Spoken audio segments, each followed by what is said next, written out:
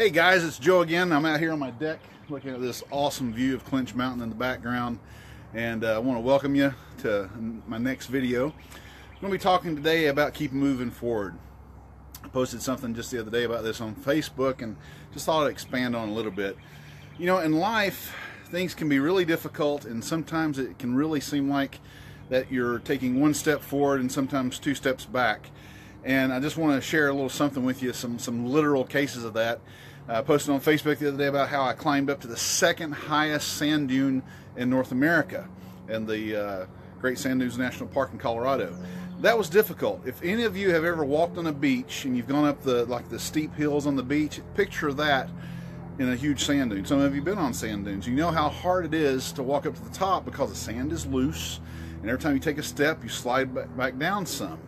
And so it can seem like that the forward momentum takes 4 times the effort as opposed to something nice and easy and level and flat. But once again, once I got to the top of the second highest sand dune in North America, I had an amazing view and a great accomplishment that not a whole lot of people have been able to do. So that was awesome. The other thing that I did, and this was a few years before that, is I actually went to Mount St. Helens, and I don't know if some of you might not know what that is, but basically Mount St. Helens used to be a much taller mountain, but back in the 80s, the top of it literally blew off, and it blew out the side because it's an active volcano now, and it erupted. And so the summit is a few thousand feet shorter than what it used to be, but I actually got to climb to the new summit of that and look down into the crater. Now, we had to get up at like 3 o'clock in the morning to get started because it was going to be a long day. It was going to be a hot day. There was no way to take enough water, but it was going to be worth it. It's going to be worth the climb. And the last half a mile or so, as we were going up to the top of this summit of Mount St. Helens, the whole field is like a pumice field, is super small, light pebbles and rocks, basically. And it was much like being on sand dunes. Basically, as we would take a step up, we would slide back down and take another step and slide back down.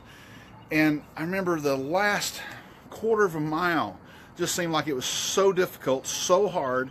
I didn't know if I was going to make it. I was breathing hard. I was tired from being up since 3 in the morning. The sun was already hot, but I knew it was going to be worth it. And I tell you, as I crest the summit of this volcano of Mount St. Helens, and I looked down into it, it was absolutely amazing. I knew it was worth the climb. On one hand, it made me feel so small because it basically looked like God himself had stuck his finger down on the top of the mountain and just pulled out the side of it, and I seemed like I was so small and insignificant. But then at the same time, I'm sitting up there with all these other people who made the climb that day, thinking, what an accomplishment to get to the top of this mountain, to see a sight. You know, many people each year go to the Johnson Observatory and look off at a distance into the crater, look off at a distance into Mount St. Helens. But you see, I am one of those people that got to go to the top and look down into it in a perspective that most people will never get in their lives. Same way with the Grand Canyon. When I went to the Grand Canyon, it wasn't enough to just look down from the rim and look and say, wow, you know, that's a big ditch or whatever, but I had to do more. So I did a 4-night, 5-day backpacking trip through the canyon.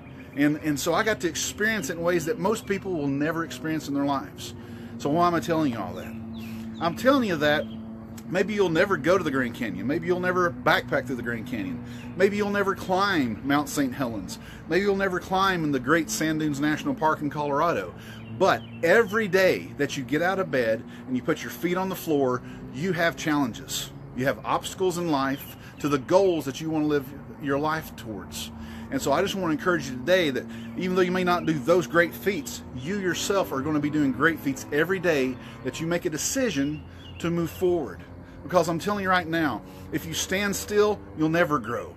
We grow by strengthening ourselves by taking one step and then the next step and the next step. And I'm telling you right now, some of you are in a place that is difficult right now. Some of you have already felt like giving up, but I'm telling you, keep moving forward. Because I tell you, think about the sand dune. Think about the beaches that you've been on. You know, it's so hard to get to the top, but if you want to go back down, oh, it's easy. Take a few steps, and it's like taking 10 or 20 steps. But guess what? You're moving backwards.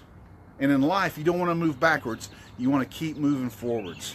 So I encourage you, whatever challenges you have in life, whether it's doing better at your job, treating your spouse better, treating your kids better, treating your parents better, whatever challenges you have, working harder at work or finding a new job, whatever challenges are laid out before you, I just want to encourage you tonight to keep moving forward. Don't ever stop. Don't ever it's okay to take a break. It's okay to rest. But after that rest, pick yourself back up and keep moving forward. All right? Thanks a lot, guys. Thanks for watching, and we'll see you on Thursday. Remember, I'm only doing these on Tuesdays and Thursdays now, so that I don't overload you. But we'll see you again on Thursday. Have a great night.